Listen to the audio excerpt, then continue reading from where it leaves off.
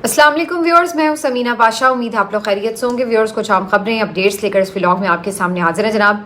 आज सबसे पहले लाहौर की बात करेंगे, जहाँ पे शदीद किस्म का इस वक्त सैलाब है। मुख्तलिफ सोसाइटीज़ जो हैं ख़ास तौर पर वो ज़ेर आब आ चुकी हैं। इसके ऊपर बात करेंगे। इसके साथ मरीम नवाज साहिबा का एक मंसूबा जिस पे बहुत शोर मचाया गया था, और बल्कि एक सहाफ़ी बेचारे को तो इन्होंने अगवा कर लिया था उस मंसूबे पर तनकीद करने के जुर्म में। लेकिन आज वो मंसूबा किस तरह से वाइंड अप करना पड़ा, उसको ख़त्म करने का ऐलान किया गया, उसकी तफसील आपको बताते हैं। अरशद शरीफ से मुतालिक भी आज अहम खबर है। अरशद शरीफ शहीद केस सिलसिले में जुडिशल कमीशन बनाने की दरख्वास्त दी थी सीनियर सहाफ़ी हामिद मीर ने। इस पे क्या जवाब आया है इस्लामाबाद हाई कोर्ट का, वो बताएंगे। फील्ड मार्शल ने भी आज सैलाबज़दा इलाकों का दौरा किया और फिर मरी में एक नया प्लान बना है, उसके अंदर क्या बातें हो रही हैं, उसकी खबरें बड़ी बाज़गश्त कर रही हैं। ये सब कुछ आज के व्लॉग का हिस्सा। आपसे रिक्वेस्ट है कि चैनल को सब्सक्राइब कर लें अगर अभी तक सब्सक्राइब नहीं किया।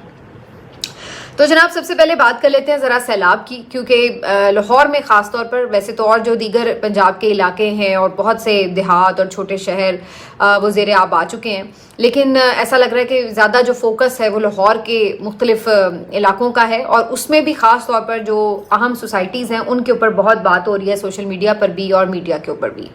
तो इनमें से एक सोसाइटी तो पाक व्यू सोसाइटी है, जो कि अलीम खान साहब सीनियर वज़ीर हैं, उनकी जो है वो सोसाइटी है, और इसके ऊपर बड़ी तनकीद भी हो रही है, क्योंकि इस पार्टी के हवाले से बड़ी खबरें गर्दिश कर रही थी। जब इसको एनओसी नहीं मिल रहा था, इसकी अप्रूवल्स नहीं हो रही थी, उसके ऊपर जो एक तनाज़ा था पूरा, और उसके बाद फिर किस तरह मरीम नवाज साहब के आने के बाद इसको बाकायदा अप्रूव किया गया। और आज सूरत हाल ये है कि लोगों का करोड़ों का सामान, बल्कि शायद इससे ज़्यादा की मालियत हो, वो तबाह बर्बाद हो चुका है। फर्स्ट फ्लोर जो है वो बिल्कुल पानी में डूबा हुआ है। बहुत से जो इसके हिस्से हैं, ब्लॉक्स हैं, उनमें बहुत शदीद जो है वो सैलाब का पानी, यानी आप कह सकते हैं कि सैलाबी कैफियत जो है वो बहुत वाज़े दिखाई दे रही है। कुछ हिस्सा ऐसा है सिर्फ जहाँ पे आपको नहीं सैलाब का पानी नज़र आ रहा। लेकिन अलीम खान साहब ऐसे टाइम पर भी आके क्या बात कर रहे हैं, ये कह रहे हैं कि जी सब कुछ बड़ा नॉर्मल है और लोगों ने बड़े सुकून से रात गुजारी है। हालांकि कल रात ऐलानात होते रहे और लोग बड़ी तकलीफ में थे। आधी रात को लोगों को छोड़ के जाना पड़ रहा था, सोसाइटी में अपने घरों को छोड़ के जाना पड़ रहा था।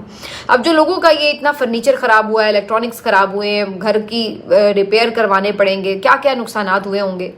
और ये कोई छोटी मामूली बात नहीं है कि आप ये कहें, सोचें एक लम्हे के लिए कि एक ही दिन के अंदर, चंद घंटों के अंदर आप लोगों का सामान सारा बर्बाद हो जाए, तो आप क्या करेंगे, कितना, कैसे उस नुकसान को पूरा करेंगे, उसका इजाला कैसे होगा।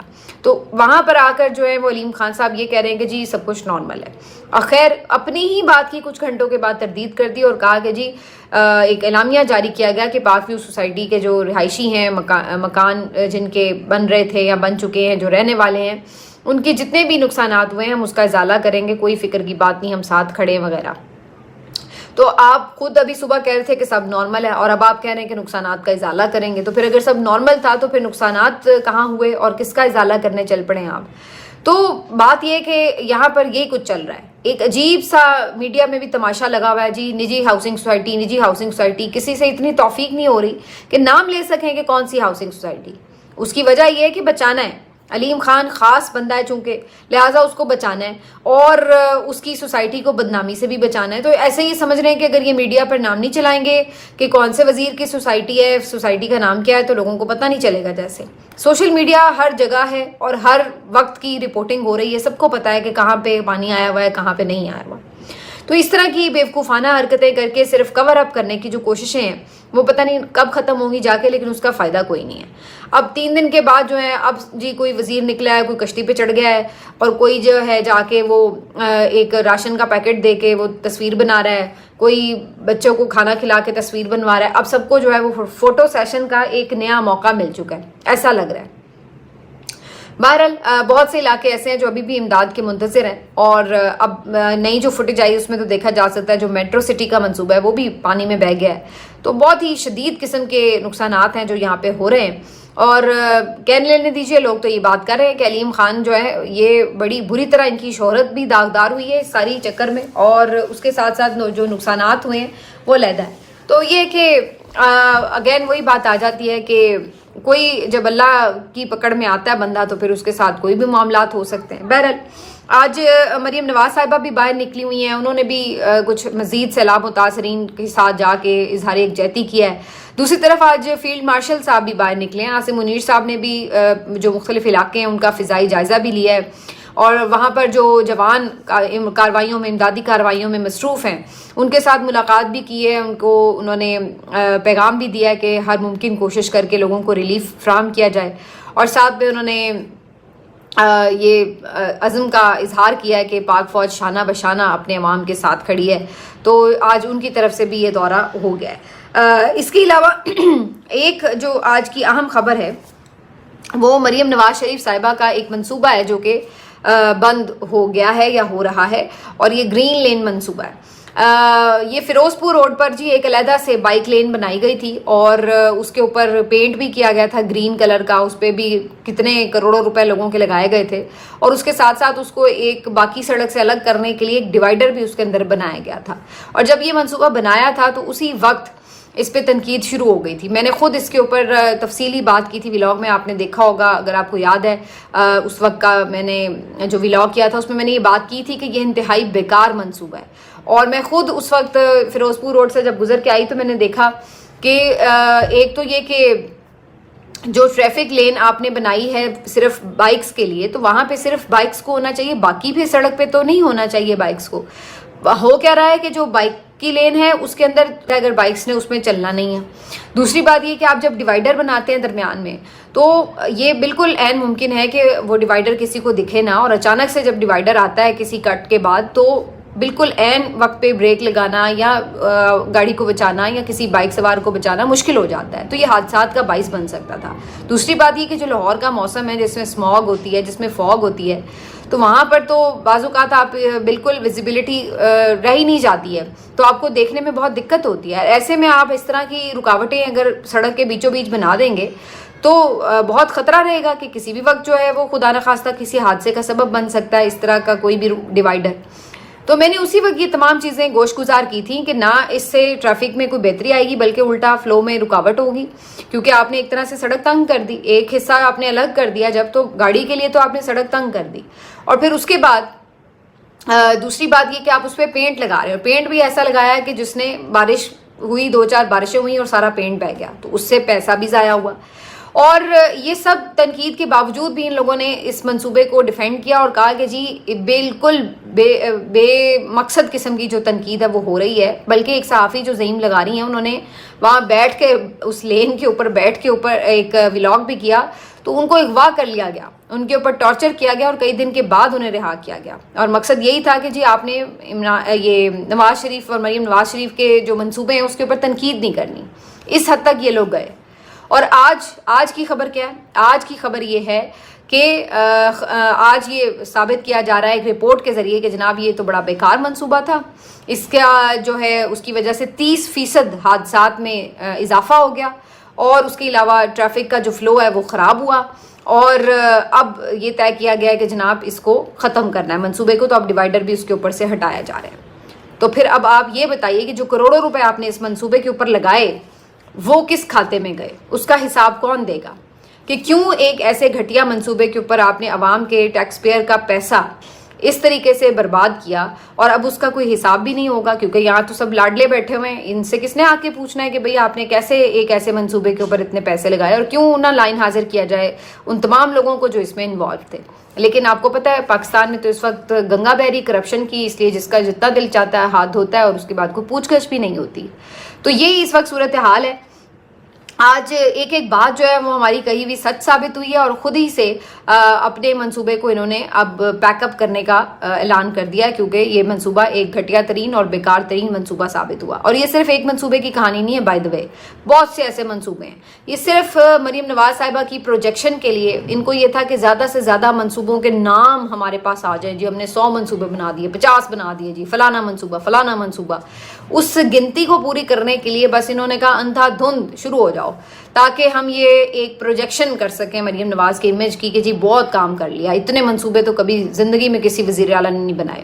لیکن اس کی حقیقت کیا تھی کہ اس میں سے آدھے منصوبے تو ویسے ہی صرف کاغذوں پہ ہی رہ گئے, اور جو بہت سارے منصوبے تھے وہ ناقص منصوبہ بندی اور ناقص پلاننگ کی وجہ سے بیکار گئے, اور اس میں بلکہ لوگوں نے بہت پیسے کمائے. اور چند ہی شاید کوئی منصوبے ہوں گے کہ جو کسی نہ کسی طور پہ ابھی چل رہے ہیں, اور بہت سارے تو ابھی جو ہیں وہ انڈر کمپلیشن ہیں. تو یہ ساری صورتحال تھی. اس کے پیچھے مقصد کیا تھا وہ ساری کہانی میں نے آپ کے سامنے رکھ دی ہے, لیکن ابھی یہ آپ کو سارا کچھ مزید جھیلنا پڑے گا کیونکہ جب تک مریم سرکار ہے شو شاہ کے اوپر پیسے تو ضائع ہوں گے.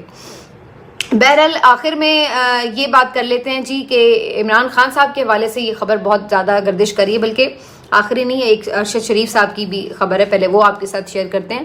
ارشد شریف شہید کیس کے معاملے کے اوپر جوڈیشل کمیشن بنانے کی درخواست دی تھی حامد میر صاحب نے, اور اسلام آباد ہائی کورٹ میں حامد میر صاحب کی یہ درخواست جو تھی وہ تقریباً 2 سال پہلے دائر کی گئی تھی.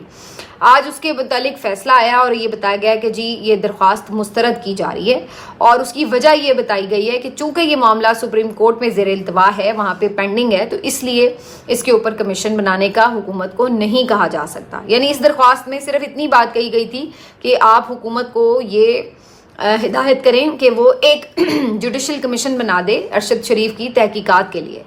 لیکن اس درخواست کو مسترد کر دیا گیا اور کہا گیا کہ جی ہم نہیں کہہ سکتے کیونکہ آلریڈی سپریم کورٹ میں چل رہا ہے معاملہ.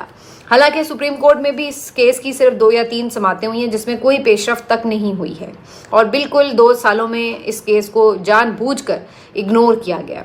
اس کے علاوہ اگر سپریم کورٹ میں سماعت چل بھی رہی ہو تو اس کے باوجود بھی کہیں کوئی قانونی قدغن ایسی نہیں ہے کہ جس کے تحت آپ یہ کہیں کہ جی اسلام آباد ہائی کورٹ حکومت کو جوڈیشل کمیشن کا نہیں کہہ سکتی. اس سے کوئی رکاوٹ پیدا نہیں ہوتی. جوڈیشل کمیشن حکومت نے بنانا ہے, ممکن ہے کہ وہ سپریم کورٹ کے ہی کوئی ریٹائرڈ ججز کا بنا دے یا کسی سٹنگ ججز کا بنا دے, وہ اس کی اپنی چوائس ہے حکومت کی.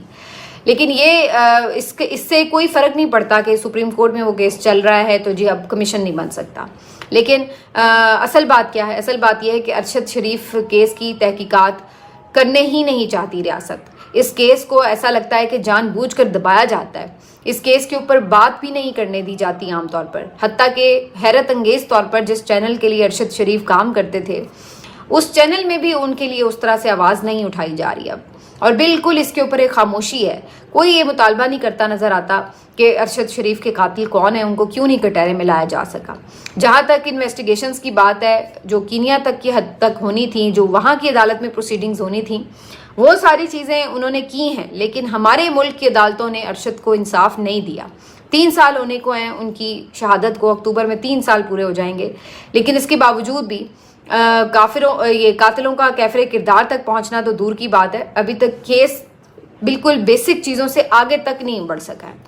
یہ والی صورتحال ہے. تو یہاں پر آپ اندازہ لگا لیجئے کہ جو سسٹم ہے وہ کس طریقے سے کنٹرول کر کے بیٹھا ہوا ہے, بلکہ اس سارے معاملے کو گمراہ کرنے کے لیے بڑا استعمال کیا گیا. بلا وجہ اس کے ساتھ اس طرح کی کہانیاں جوڑی گئیں کہ کسی بھی طرح اس معاملے کا جو سارا یوں کہہ لیں کہ تانے بانے ہیں جا کے, وہ کسی طرح عمران خان یا پی ٹی آئی کے ساتھ ملا دیے جائیں. پچھلے دنوں اس کے اوپر میں نوٹس کر رہی تھی کہ خاص طور پر بڑی کیمپین یہ چل رہی تھی کہ جی جان بوجھ کر اس کو جوڑا جا رہا تھا اس طرح کہ جیسے کہیں پی ٹی آئی جو ہے وہ اس میں انوالو ہو.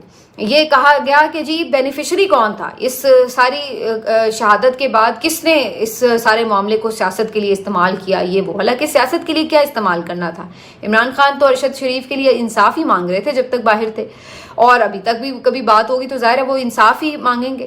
اس میں سیاست کیا ہے؟ کیا وہ اس پہ چپ کر جاتے؟ اگر وہ چپ کر جاتے تو پھر سب کہتے کہ جی دیکھیں انہوں نے تو کبھی ارشد شریف کا ذکر تک نہیں کیا, انہوں نے رجیم چینج کے بعد جو ایک پوزیشن لی تھی اس کے بعد ان کو جان سے ہاتھ دھونے پڑے, اور یہاں پہ صورتحال یہ کہ جی عمران خان تو اتنے احسان فراموش ہیں, انہوں نے تو کبھی ذکر تک نہیں کیا. اب جب وہ یہ کہتے ہیں کہ ان کی شہادت جو ہے اس کا پتہ لگانا چاہیے کہ کیوں اور کیسے ہوئی, تو پھر یہ کہتے ہیں کہ جی سیاست ہو رہی ہے. اور خود ارشد شریف کے چینل کے لوگ جو ہیں وہ اس ساری جو کاروائی تھی اس میں ملوث تھے, کہ جس میں جان بوجھ کر ایسا لگ رہا تھا کہ اس کا جو رخ ہے کیس کا وہ موڑنے کی کوشش کی جا رہی ہے. حالانکہ ارشد شریف پہ کس نے ایف آئی آریں کٹوائیں, ارشد شریف کی فیملی کا کیا موقف ہے, ارشد شریف کی والدہ نے کن کو نامزد کیا ہے, وہ تمام چیزیں آن ریکارڈ ہیں. ارشد شریف کے اپنے لیٹرز موجود ہیں جو انہوں نے سپریم کورٹ کو لکھے, جو انہوں نے صدر پاکستان کو لکھے, جو انہوں نے آن ریکارڈ باتیں اپنے ولاگز میں کہیں, وہ سب چیزیں خود آپ کو چیخ چیخ کے بتا رہی ہیں کہ معاملہ جو ہے وہ کس طرف جا رہا ہے، اس پہ تھوڑی سی آپ انویسٹیگیشن کریں، آپ قاتلوں تک پہنچ سکتے ہیں. لیکن جان بوجھ کر اس معاملے کو داخل دفتر کیا جاتا ہے، بند رکھا جاتا ہے تاکہ اس کی کبھی بھی تحقیقات نہ ہو سکیں. اور پاکستان میں بہت سے ایسے مرڈرز ہیں جو کہ اندھے قتل ثابت ہوئے ہیں، جن کے حوالے سے کبھی اس طریقے سے آپ کہہ لیں کہ چیزیں کھوج لگا کے سامنے لائی ہی نہیں جا سکی. وہ آج تک پراسرار قتل رہے ہیں، وہ آج تک معمہ رہے ہیں کہ یہ کیوں اور کیسے قتل ہو گئے. تو یہ والی جو صورتحال ہے بڑی تکلیف دہ ہے. بہرحال اگلے ولاگ میں مزید بات کریں گے. اپنا خیال رکھیے. اللہ حافظ.